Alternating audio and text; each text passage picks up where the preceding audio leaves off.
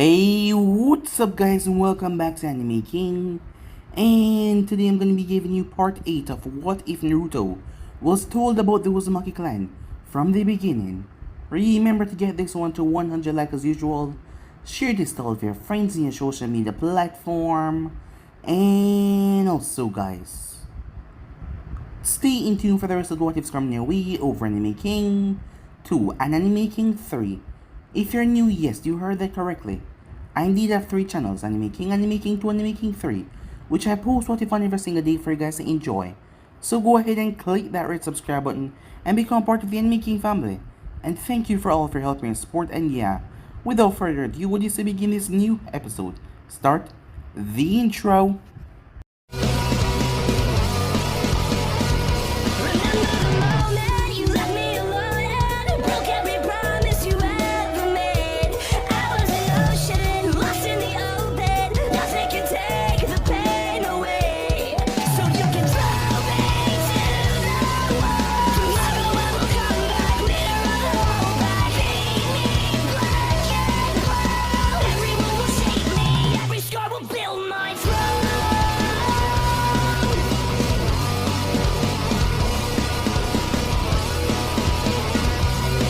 So, the last part that we left off, as Jiraiya was kicked out of Uzo for trying to spy, and he was placed in his room, and he could not leave. A rather amusing situation for Naruto, until he was supposed to leave tomorrow, as Naruto stayed with Koyuki that night. Koyuki had a wonderful time, as she told Naruto, once everything happened and he grew, and reached a proper age, if he would like to get married. After all, the people were trying to force her into a marriage because of her daimyo status. Even though he did not agree to it, she was already thinking about things. She also said something in the end, that he was the one that paid for this mission. The next morning, as Naruto was laughing as he watched Jiraiya get escorted out of the village, as Haku then came up to him, as Naruto Bird friend appeared, as he had more work to do. When Naruto exited Uzo, Jiraiya had all kinds of talk with him to find out everything that he found inside. But Naruto kept his answers vague. He really did not find out much. Meanwhile, Tsunade spoke to Sakura, as she told her about the fight between Sasuke and Naruto. As Sakura told Tsunade that Sasuke was always jealous of Naruto because of how much he was growing. Danzo then came into the office, as Tsunade found out the man's real reason. That is why she started this partnership with him in the first place. He wanted Uzo to fall, to place the people them under their control, but Tsunade didn't want that. That is why she got Neji and Kakashi, as they would be the one to be the liaison between Konoha and Uzo. As she let something slip about Naruto, mother being a Uzumaki, and the fourth Hokage was married to a Uzumaki. As Neji put 2 and 2 together and realized the fourth Hokage was Naruto's father, but Tsunade told him that that was a secret, as he did not ask anything else about it. Meanwhile, as Naruto went to Mount Miyaboku, as Jiraiya left him there for a month, as he came back, as Naruto had learned how to master Sage Mode. Fukasaku told him that something was wrong, yes. There was just something about Naruto, they could not read him. It was just nothing there, they couldn't understand. Like he was hiding something and yet he was not, it was strange for them. But Naruto mastered Sage Mode as Jiraiya was happy for him despite everything, as the great elder told him that he will be the one to help the savior of this world, something he was immensely proud of. So with that, more time passed, as both Naruto and Jiraiya made their way. As Naruto came in contact with Team 8, yes, Kunai, Hinata and Kiba, he didn't talk for too long as he said that he had things to do. Well, he was never expecting to meet him, but Jiraiya did this on purpose, to get Naruto more adapt, saying that he wanted to go back to Konoha. As Naruto was once again contacted by Itachi as they spoke. As sometimes Itachi didn't have anything to say that could refute Naruto's arguments. After all, Naruto was correct the way he said things certain times. Jiraiya then came to find Naruto, as this time he was going to let it slip. He needed to find out what was Naruto planning on doing. Even the Toads were concerned about it, seeing that none of them could read him or know exactly what he wanted. Jiraiya had to know if Naruto wanted something bad, and he could change him from that path. He had to know, yes, he needed to know. So yeah guys, so it's basically as we left off. You guys can switch across the page, check it out for yourself, and enjoy. And stay tuned for the rest of what is coming your way. So let's begin this new episode. I want your response on what I just said, Naruto, said Jiraiya, as he looked towards Naruto as he asked him for his response on what he just told him. As Jiraiya told him that the Great Toad Sage told him that he would have a student that determined the change of his world through destruction or through peace. As Naruto looked towards Jiraiya, I think that is something to think about, but it is really frightening knowledge, given the fact that I'm your only student remaining, said Naruto. I am not a kind-hearted person or an idealistic person like you, Sensei. Nevertheless, I've heard what you said. Perhaps it excited me more than it frightened me, said Naruto. Either way, unless we truly live that reality, I have no thirst for destruction, and I'm still evaluating things. As Jiraiya was keeping a key eye on Naruto as he spoke. I will be watching you more from now on, Naruto. More than I did before, Jiraiya said, in a serious tone. You are my student, yes, you do not share my dreams, but it does not change anything. I don't know how you will involve yourself with Uzumaki, but you will play a huge role. As your sensei, it is my job to ensure that your role is good. Your role doesn't bring chaos and destruction in this world. You have the power of the Kyuubi. That isn't even something I can go against. Well then, I look forward to see what you're gonna do, Sensei, said Naruto with a small smile. What are we gonna do? I said we're gonna visit the Hidden Rain. I never mentioned why, said Jiraiya. The Hidden Rain was led by Hanzo, but we haven't heard anything about him.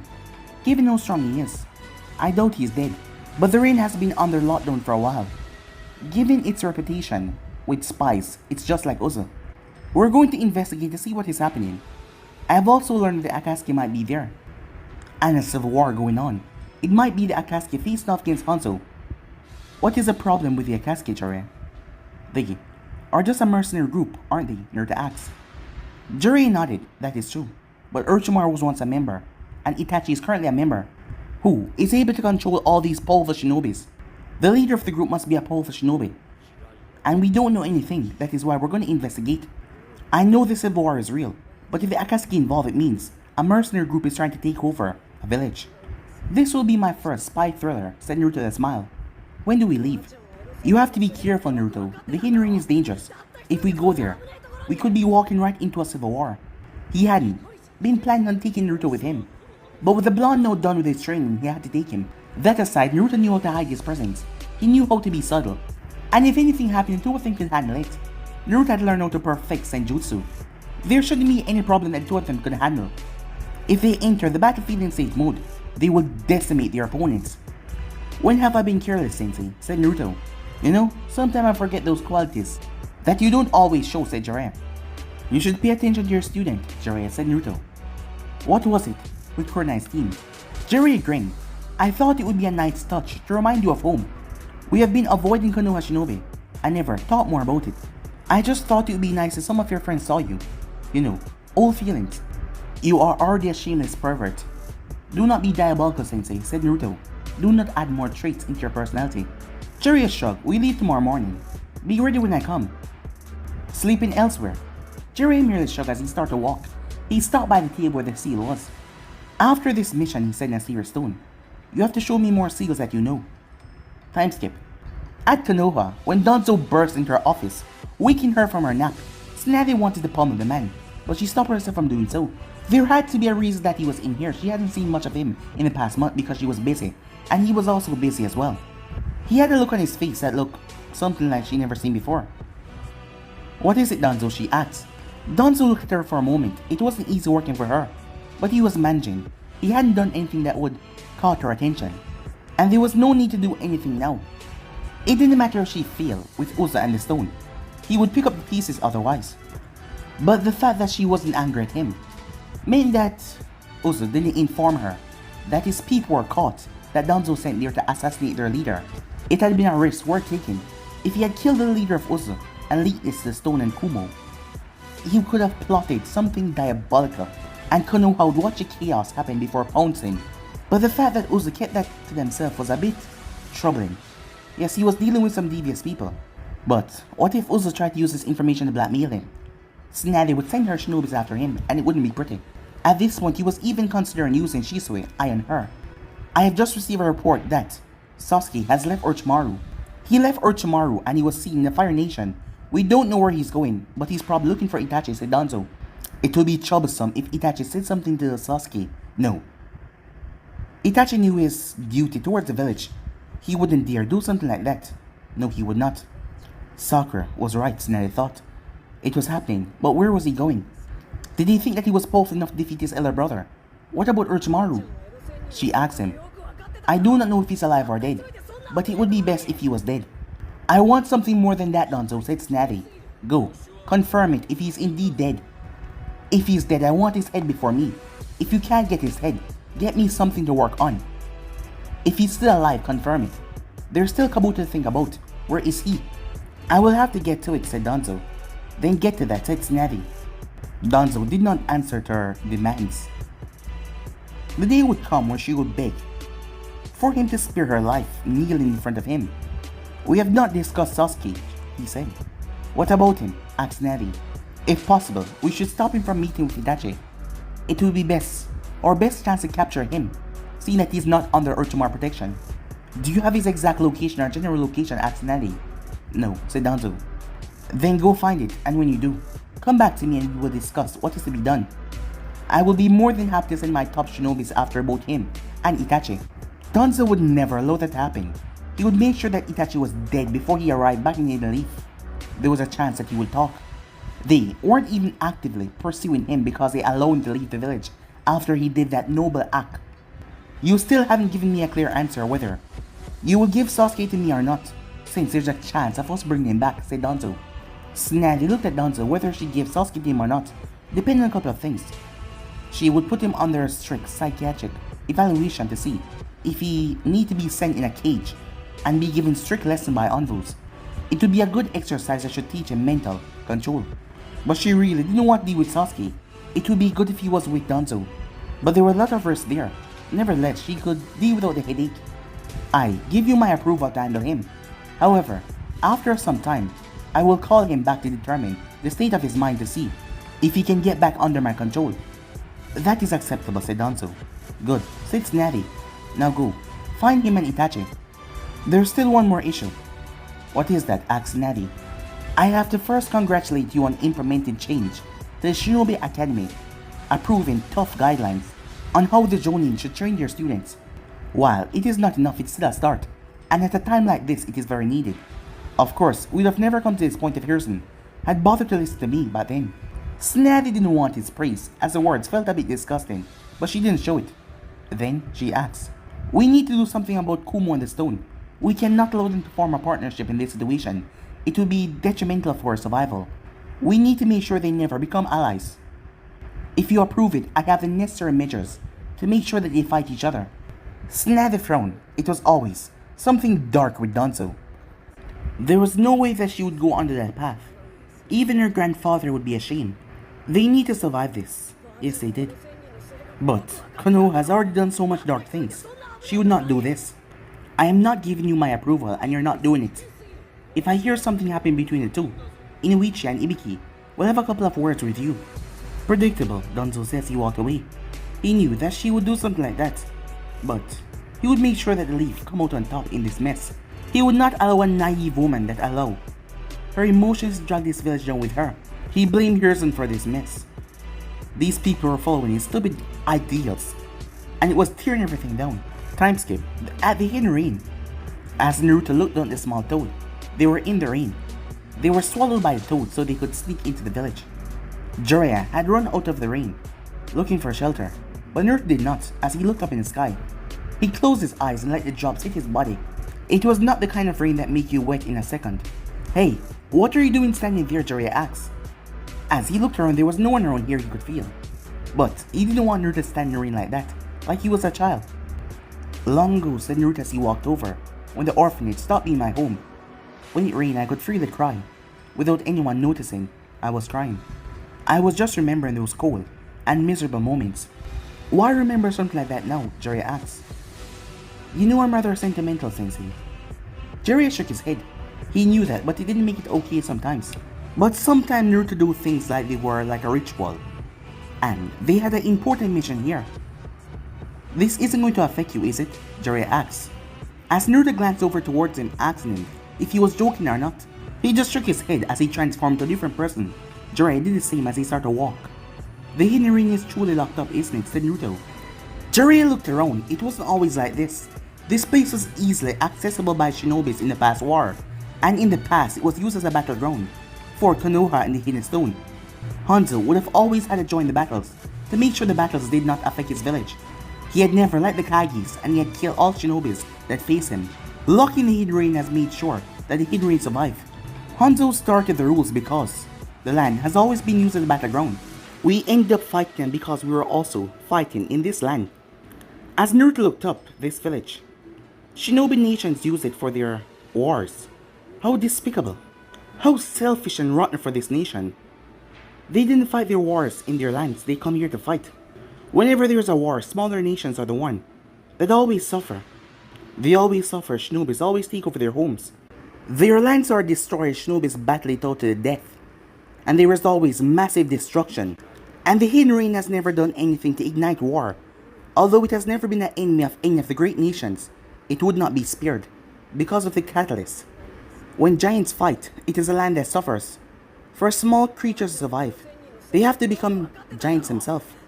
Sanis, said Naruto. Hanzo was that powerful, huh? Yet it did not stop the great nations from using his country as a battlefield. You simply didn't care about smaller nations, it was better than you.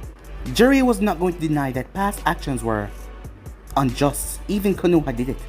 But no matter how evil Konoha was, it was still his home, and he would defend it. Maybe I felt pity for the orphans because I realized it was our actions that brought them to this state. Nagato's parents were killed by leaf shinobis, and he became an orphan. He was still a young boy, and he had to steal food to survive. Jiraiya smiled sadly as the memories of Nagato flashed through his mind. All of them, they were all innocent children who had just been caught up in our wars. You saved 3, Jiraiya, said Naruto. What do you think the others grow up believing? You know, it's one of those things that make children grow up hating you. You always speak about the cycle of hatred, but when great nations fight and crush a smaller nation in the progress, do you not think that they grow up with hate as well? Asked Naruto. That is what happens, Jiraiya said, a shake of his head. They were different though, they were kind, loving children. I taught them how to fight, how to protect themselves, and they fought for peace. That just proved that everyone don't get tangled up in the path of darkness.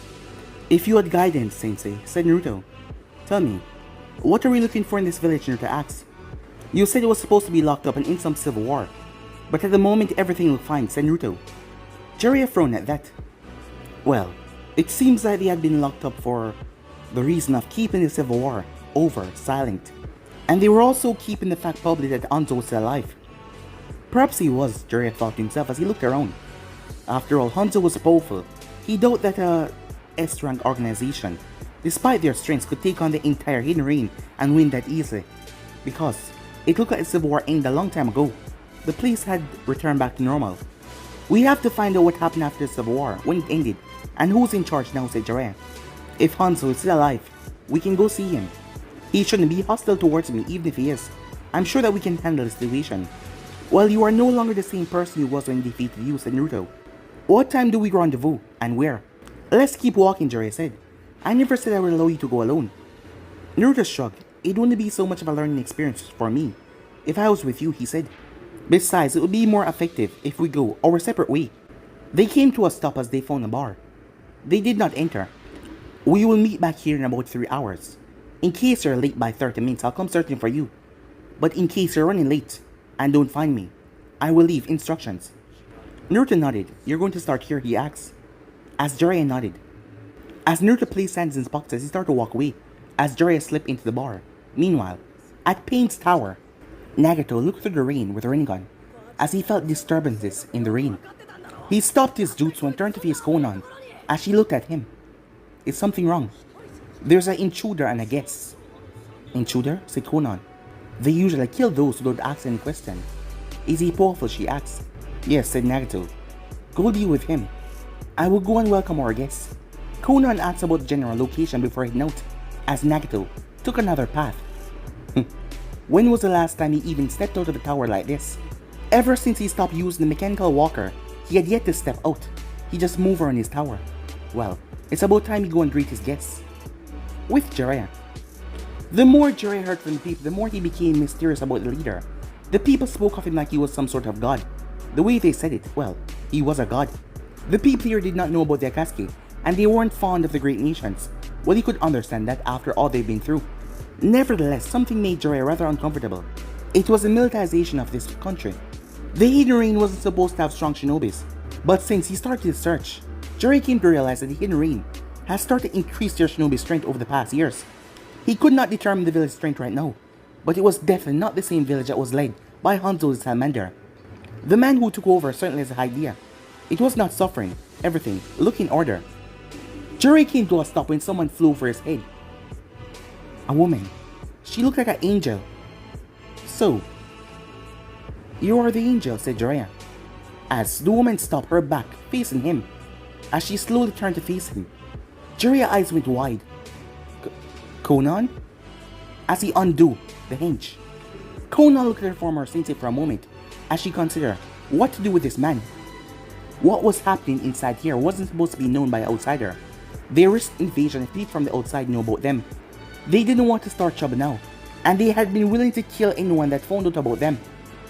Jiraiya sensei, she said, as she looked at the man, before slowly coming down towards the ground. The moment she landed, he was upon her, his eyes wide.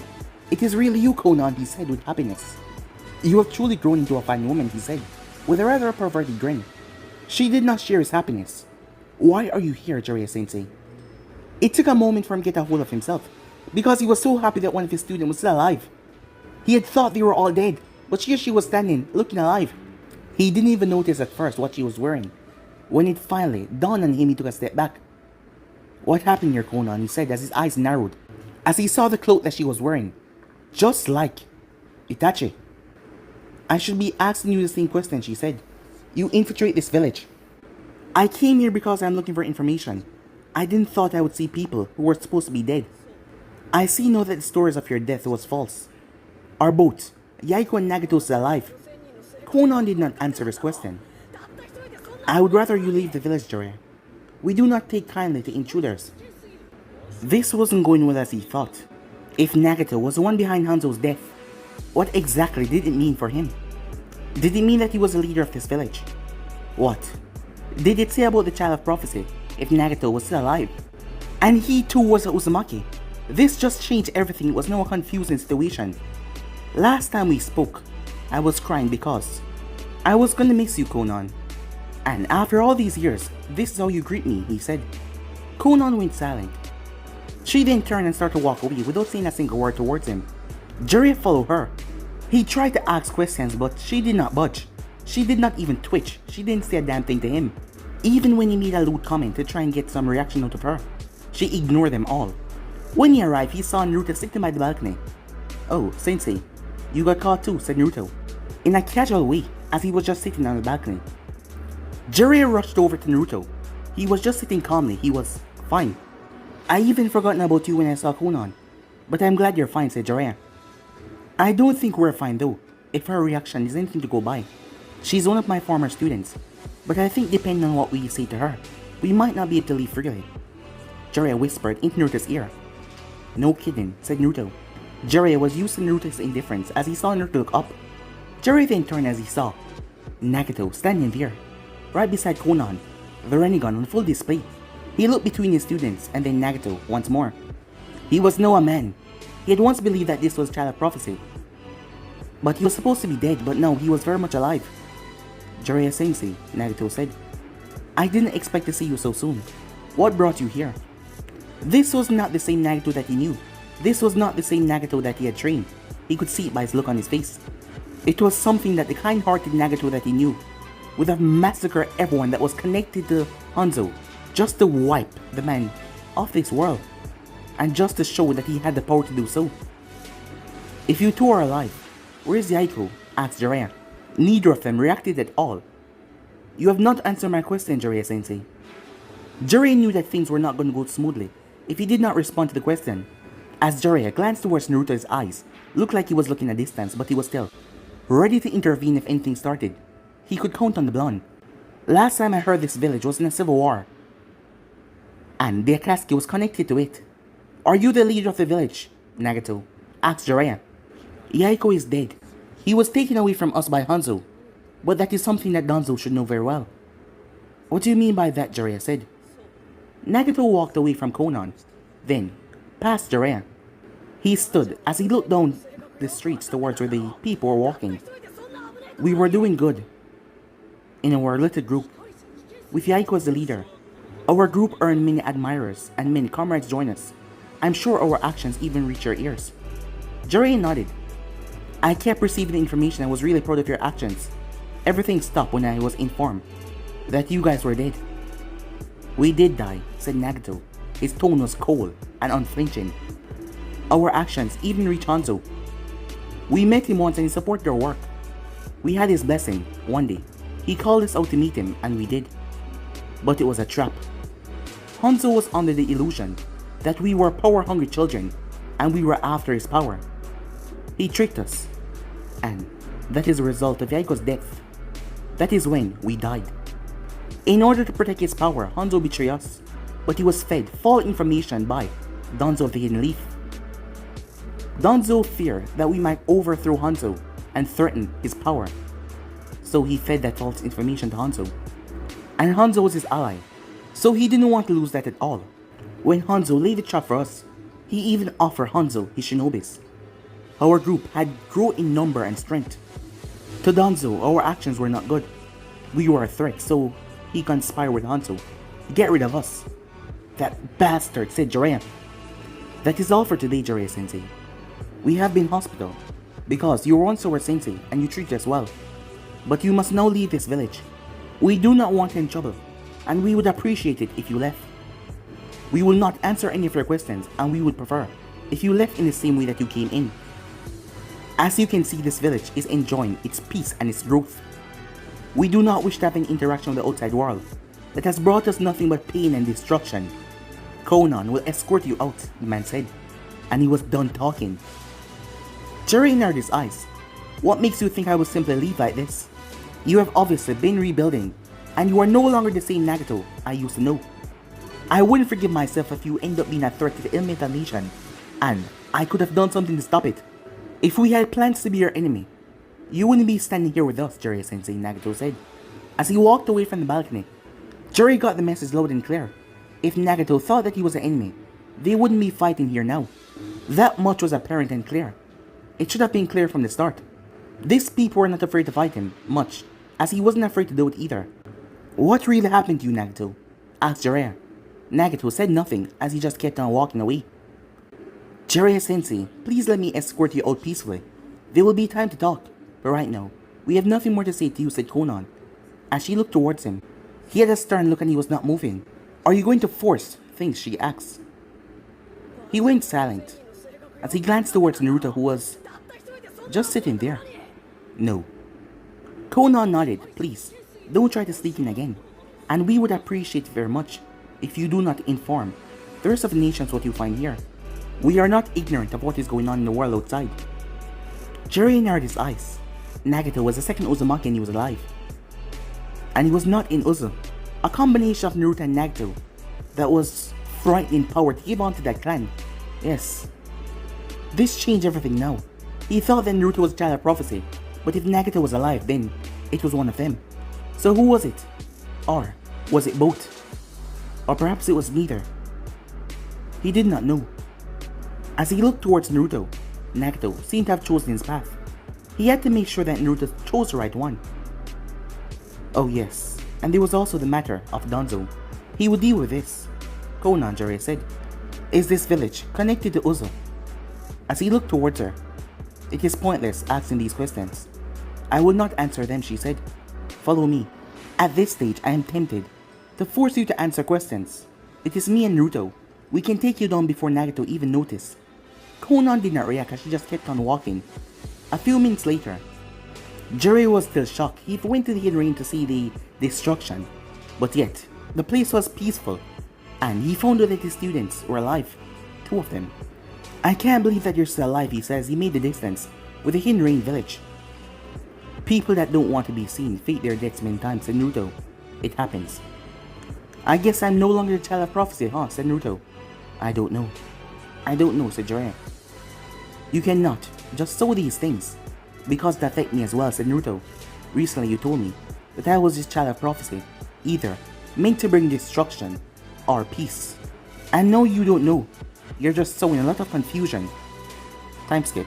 In an unknown location, Sasuke stared into his brother's eyes with nothing but hatred. The fact that Itachi was smiling even infuriated him even more. Itachi, he growled. Sasuke-kun, Itachi said. I see you rushed over here after receiving my message. Do you think you have the strength to face me now? I watched your battle with Naruto-kun. I was honestly disappointed. That was some months ago, Sasuke said, as he grinded his teeth. I see. Come, Sasuke-kun. Fight me. If you defeat me, I will answer. I'm sure you're curious about what I did. But if I win, I will take your eyes. Time skip. The Hidden Leaf. How many years has it been since he last stepped into the Hidden Leaf? He felt neither excitement or the longing to come home. This village has been nothing but a curse to his very existence. The hatred, the corruption, the loathing, all of it. Sometimes he just walked around feeling the weight on his shoulder. The burden. To find out about it, Hiruzen hadn't told him about the Kyuubi. He'd find out, and he was hurt. He had not felt betrayed by the third. That day he had laughed really hard because everything finally made sense. Naruto. He was snapped back into focus by Jiraiya. As the blonde was walking really slowly. Come on, I have things to do. No doubt, you're going on a peeping road trip, said Naruto. Would you like me to accompany you? Jiraiya paused as he spun around towards Naruto. Really? You come with me? I could do the watching. And you write what I tell you to write. He wouldn't miss anything. He wouldn't have to look down towards the paper. Of course not, said Naruto. I'm not a perverted old geezer who like peeping on young girls. I swear one day, a group of girls gonna tie you down and crush what is between your legs. Jiraiya winced at the thought. Don't say things like that. Well, merely stating the obvious fact that will soon happen, said Naruto as he continued to walk, as Jiraiya glared at him. Because I think it would be rather amusing if that happens. I wouldn't be against the idea of holding you down.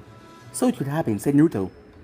If you do that, I would stop being your sensei and disown you, Jiraiya said. Said Naruto. You have already served your purpose. Perhaps I should stop calling you sensei now, since there's nothing more that you can teach me. You know, said Jiraiya, holding on to his chest. You can be so cold sometimes.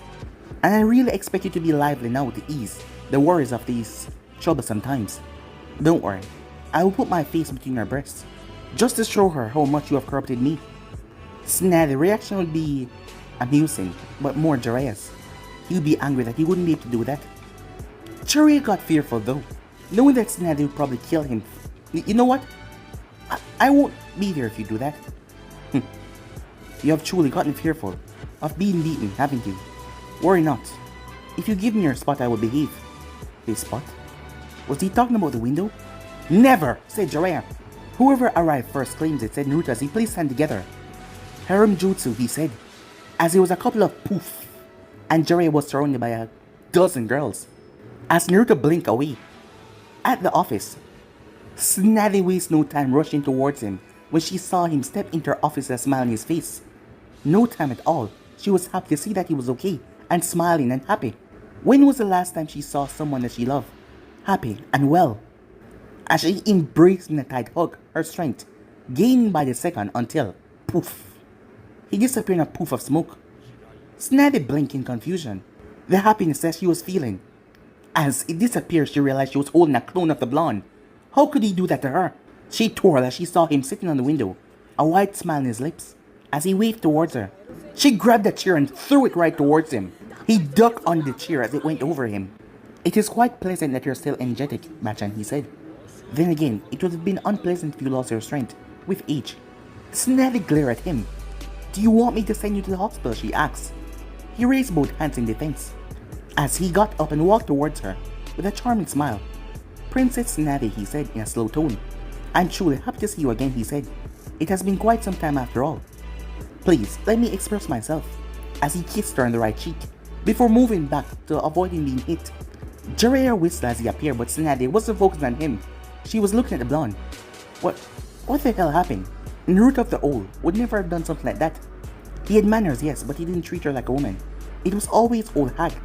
She shook her head and walked over to another chair without saying another word. You came here a bit quickly, Sensei, said Naruto. I am not as simple as you think.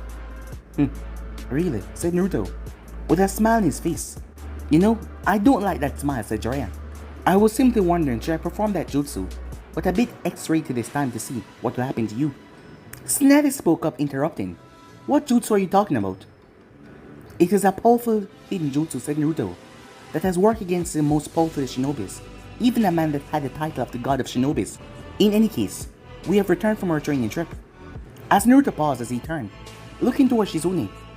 How rude of me, Shizune. You look delightful as always, he said. As he tilted his head, you seem to have a certain glow about you. Have you fallen in love, he asked. Shizune blinked before she smiled. It is good to see you, Naruto, she said. I wasn't looking, she said. Love doesn't find only those that are not looking, my dear, said Naruto. The human heart is an unpredictable thing. You might tell yourself that you're not looking for love, and that you won't ever love again, but it didn't happen one day. Since when the hell did you become a romantic expert? Asked Tsunade, with a raised eyebrow. As she looked towards him, his hair has truly grown. He didn't seem like he was taking care of it because he was wild. And not to mention he has become a handsome young man. She could understand now why Temari had seemed so keen on him. Perhaps the girl liked him. Well, what was there not to like? You forget who his sensei was, Haim, said Jiraiya as he interrupted at Tsunade's comment on Naruto being a romantic. Naruto snorted. Please, don't take credit for something you never did, Erasenin, said Naruto. The only thing that you could have possibly taught me is to... Jiraiya flashed over to Naruto and placed a hand over Naruto's mouth rather quickly. Now, there's no need to say anything. Tsunade looked curious. What were you gonna say, Naruto? She asked, as she gave Jiraiya a dangerous look. As a man gulped. Nothing much.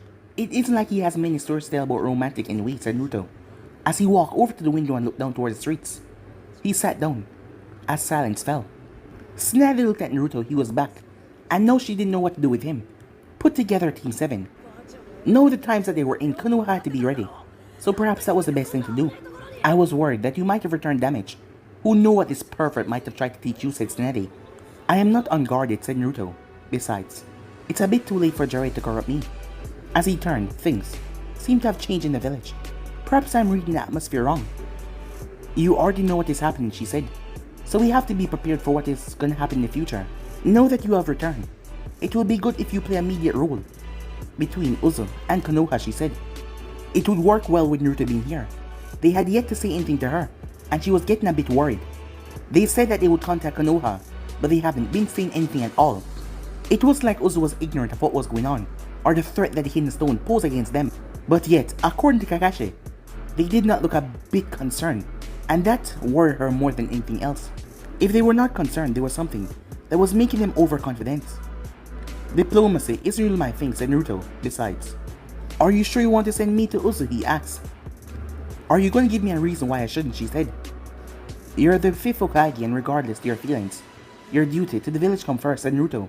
You made an oath to protect this village with your life, and you will do so.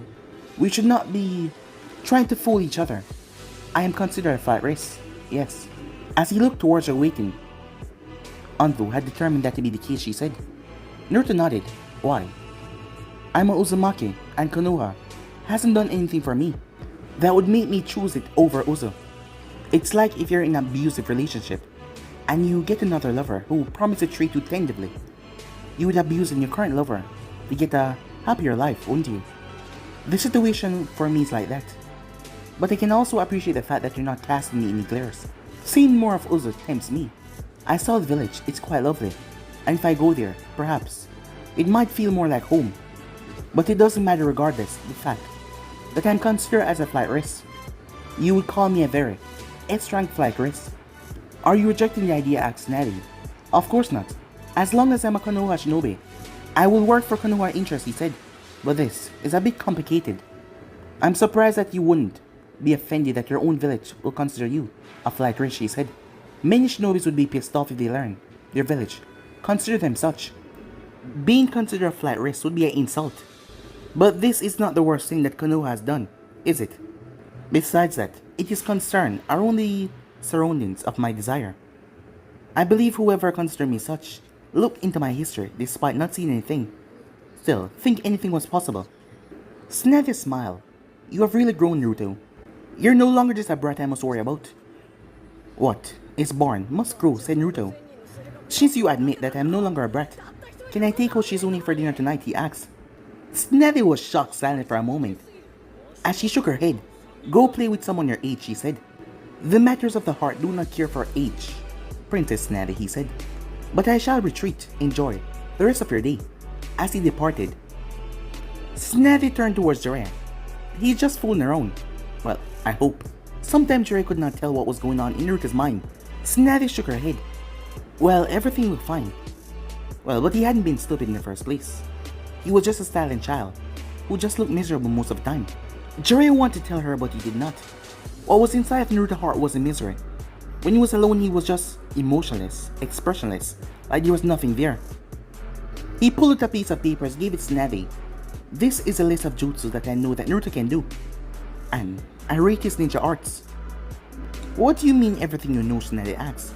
Well, a couple things I don't, said Jiraiya with a shrug. He didn't show me everything. He's also a master of Fuinjutsu. He's not gonna show it around. But I do assume it's something that needs to be kept secret. You don't want people being afraid, thinking that he might release the Kyuubi since he knows Fuinjutsu. That's a little too late after all the past. I didn't mean the villagers, said Jiraiya. But they too would be wary.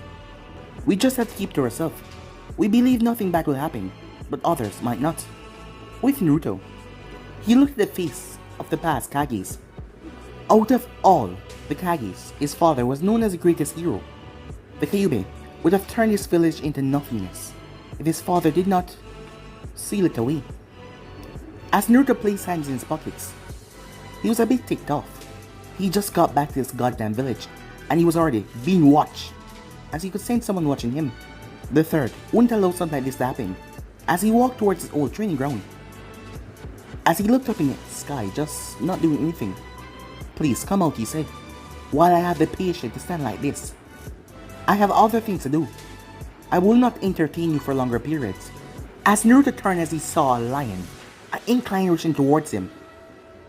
The thing was coming at him rather slowly. Perhaps he spent too much time fighting someone like Jiraiya, who was above a Jonin level. As Naruto waved his right hand with his wing blade on it, the beast burst into black ink. Ink, a rare ability. Sai flashed right beside Naruto, driving her kunai towards Naruto's upper shoulder. As Naruto stepped back slightly and avoided the slash. As he looked at Sai, Sai threw the kunai incredibly fast. As Naruto tilted his head, Sai came in, ready to punch him in his gut. Naruto grabbed onto Sai's hand. What do you want? Sai frowned as he tried to break free, but he could not. He might not look like it, but he certainly had massive physical strength. As Naruto sighed as he released Sai after he stopped struggling. Sai stepped back, but the moment he did, he looked up in Naruto's eyes. Sai felt a weight settle on his shoulder. As he quickly moved once again as a hand placed gently on his shoulder, Sai was shocked by the speed. I don't know you. You're not even wearing a leaf headband. If I burst a hole through your gut, I can get away with it, can't I? Especially since you just attacked me, without saying anything. As Naruto spoke, a ball of flame appeared in his right hand. Sai felt afraid. He had forgotten what fear felt like, but now he felt it. He couldn't even breathe. No matter how hard he tried to breathe, he could not. There was this unseen force that was stopping him from breathing. As Naruto released him and simply walked away, Sai dropped on his knees, panting for breath. It felt good to be able to breathe again. But he learned something that very moment. Naruto was a frightening person, much more frightening than Danzo, but he would never admit that to anyone. Time skip. Foundation hideouts. Jiraiya never gave himself time to come down here. But now that he was here, he didn't like it. The place was cold. It looked like a desolate place. As he thought what kind of weapon Danzo would have turned Naruto into if Hiruzen hadn't been so serious about the fact that he leave him alone. As Jiraiya walked forward, the cripple came walking towards him. Jiraiya, Danzo said. Jiraiya felt the urge to grab him by the throat and demand answers, but he was unlikely to get any. Not to mention he wanted to see what was behind those bandages, but he would not probably see what is behind him until the man was dead. As Danzo simply looked towards him, Danzo knew that Jiraiya was an essential member of the elite. And he knew the man was a Sannin, and he was ready for anything, so Danzo had to keep himself in check. Danzo, What was their relationship with Hanzo of the Hidden Rain? The man must knew something while he was asking that. Shouldn't you be talking about Naruto and the Uzumakis? It would also make more sense for you to stay in the village and train more shinobis, because we're at the peak of going into a war. That is something we should be talking about, Jiraiya. Who said there was going to be a war? Said Jiraiya. It's a possibility, but the way you put it, you act like it's a sure thing, Jiraiya said. Whether you recognize it or not, there's going to be a war. Though I was surprised that Tsunade recognized it and stepped away from the naive metters that Hiruzen had posed. Either way, you're not the Hokage, and we won't let you do as you please, Danzo, said Jiraiya, as he leaked a bit of his killing intent. I have never been afraid of doing what is needed to protect Konoha. If it means killing you and everyone in here, I will do it. I see, said Danzo. Now tell me about the rain and Hanzo. Hanzo and I had a working relationship. I cannot divulge the secrets, but I believe I stopped receiving communication from him during the time of the Civil War. I assume that he's dead. It has been years now. I was told that you conspire with Hanzo to remove a certain group in the Hidden Rain, said Jiraiya. You send people in to handle things. But Hanzo lost in that person. They know what you did. He might come after you. And Konoha will not shield you. We will feed you to him. I did not tell Tsunade this, because she does not need to know. She will probably decide to cut you off right away if she's told what you have done. The things you did in the Hidden Rain are nothing short of treasonous towards the village.